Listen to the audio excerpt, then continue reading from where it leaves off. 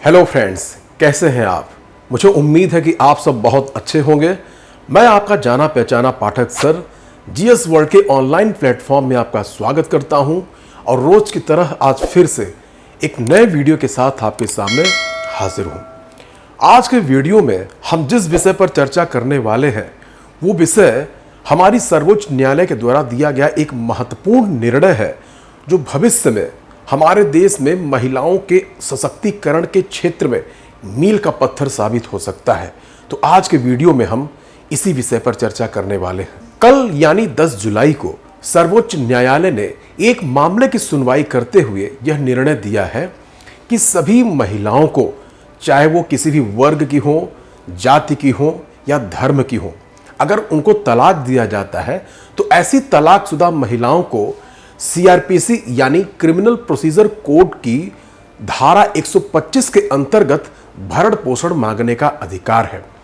आपको पता होना चाहिए कि जो हमारी सीआरपीसी है उसको प्रतिस्थापित कर दिया गया है और उसके स्थान पर 1 जुलाई 2024 से भारतीय नागरिक सुरक्षा संहिता को लागू कर दिया गया है। तो आइए हम यह भी पता कर लेते हैं कि आखिर क्या प्रावधान था हमारी पुरानी सीआरपीसी के सेक्शन 125 का।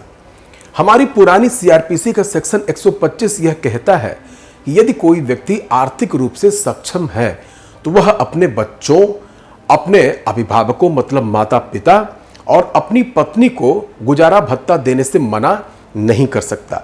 यदि उसने अपनी पत्नी को तलाक दे दिया है और अगर उसकी पत्नी ने दोबारा विवाह नहीं किया है तो उस व्यक्ति के लिए अपनी पत्नी को गुजारा भत्ता देना अनिवार्य है। चलिए अब हम यह भी पता कर लेते हैं कि सर्वोच्च न्यायालय ने यह निर्णय किस मामले में दिया है।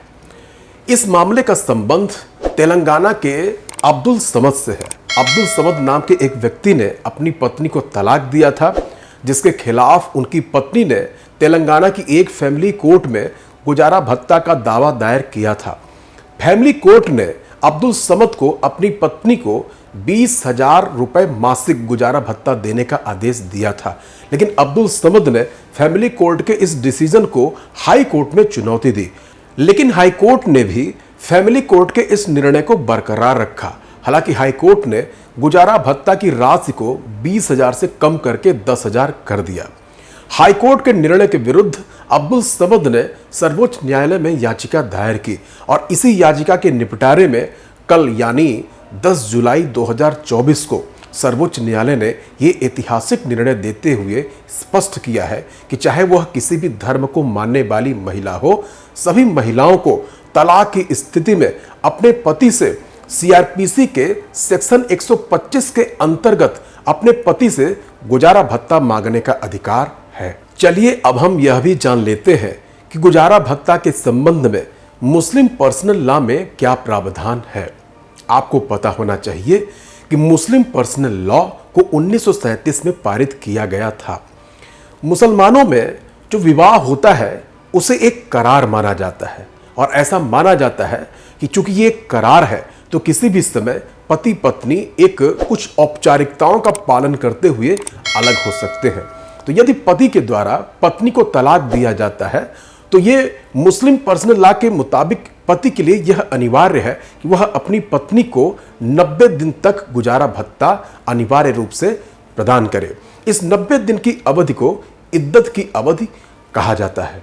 अगर मुस्लिम महिलाओं के गुजारे भत्ते का विषय हो और साहबानो केस का जिक्र न हो तो बात अधूरी रह जाती है। साहबानो एक 62 वर्षीय वृद्ध महिला थी, मध्य प्रदेश के इंदौर की रहने वाली थी। इनको इनके पति ने तलाक दे दिया था। इनके 5 बच्चे थे, तो इन्होंने अपने और अपने बच्चों के भरण पोषण के लिए सीआरपीसी के धारा 125 के अंतर्गत कोर्ट में वाद फाइल किया। 1985 में सर्वोच्च न्यायालय ने ऐतिहासिक निर्णय देते हुए उनके पति को आदेश दिया कि वह साहबानों को प्रति माह 500 रुपए का गुजारा भत्ता प्रदान करें। लेकिन सर्वोच्च न्यायालय के इस निर्णय को काफी आलोचनाओं का सामना करना पड़ा। खासकर जो कट्टरपंथी धड़ा था उसने इसे मुस्लिम पर्सनल लॉ में हस्तक्षेप माना। परिणाम स्वरूप इस निर्णय का विरोध हुआ और उस समय राजीव गांधी की सरकार इसके दबाव में आ गई। और सरकार ने दबाव में आकर मुस्लिम महिला तलाकों पर अधिकारों का संरक्षण अधिनियम 1986 पारित किया और उसमें यह प्रावधान किया कि अगर कोई मुस्लिम पुरुष मुस्लिम महिला को तलाक देता है तो उसे केवल 90 दिन की अवधि तक ही गुजारा भत्ता देना अनिवार्य होगा। साथ ही गुजारे भत्ते की राशि मेहर की राशि के बराबर होगी। तो एक प्रकार से सर्वोच्च न्यायालय के द्वारा जो निर्णय दिया गया था उस निर्णय को रद्द कर दिया गया इस अधिनियम के माध्यम से, और जो मुस्लिम पर्सनल लॉ का प्रावधान था उसको कानूनी अमली जामा पहना दिया गया। आगे मुस्लिम महिला तलाक पर अधिकारों का संरक्षण अधिनियम की संवैधानिक वैधता को न्यायालय में चुनौती दी गई। वर्ष 2001 में दानियाल लतीफी के मामले में सर्वोच्च न्यायालय ने इस अधिनियम की वैधता की सुनवाई करते हुए यह स्पष्ट किया कि यह अधिनियम संवैधानिक है, लेकिन साथ ही न्यायालय ने यह भी कहा कि इद्दत की अवधि समाप्त होने के बाद भी मुस्लिम महिला को भरण पोषण प्राप्त करने का अधिकार है। स्पष्ट है कि दानियाल लतीफी के मामले में सर्वोच्च न्यायालय के निर्णय के बाद थोड़ा सा मामला अस्पष्ट था कि अगर कोई तलाकशुदा मुस्लिम महिला है तो उसे गुजारा भत्ता जो मुस्लिम पर्सनल लॉ है उसके तहत प्रदान किया जाएगा या सीआरपीसी के प्रावधान भी उसके संबंध में लागू होंगे। तो इसी बात को स्पष्ट करते हुए 10 जुलाई 2024 को सर्वोच्च न्यायालय ने अब्दुल समद के मामले में यह स्पष्ट किया है कि चाहे किसी भी धर्म को मानने वाली महिला हो, सीआरपीसी के सेक्शन 125 के अंतर्गत तलाक की स्थिति में उसे अपने पति से भरण पोषण या मेंटेनेंस प्राप्त करने का अधिकार सुरक्षित है। साथ ही सर्वोच्च न्यायालय ने यह भी कहा है कि भरण पोषण प्रदान करना एक चैरिटी या खैरात का कार्य नहीं है, बल्कि यह उस महिला का मूल अधिकार है। तो मुझे उम्मीद है कि इस विषय के संबंध में जो भी मैंने आपको संक्षिप्त जानकारी प्रदान की है वो आपको काफ़ी इंटरेस्टिंग लगी होगी। तो इसी प्रकार से और बेहतरीन जानकारियों से युक्त वीडियो को देखने के लिए आप जीएस वर्ल्ड के यूट्यूब चैनल को लाइक करें, सब्सक्राइब करें और हाँ, शेयर करना बिल्कुल ना भूलें।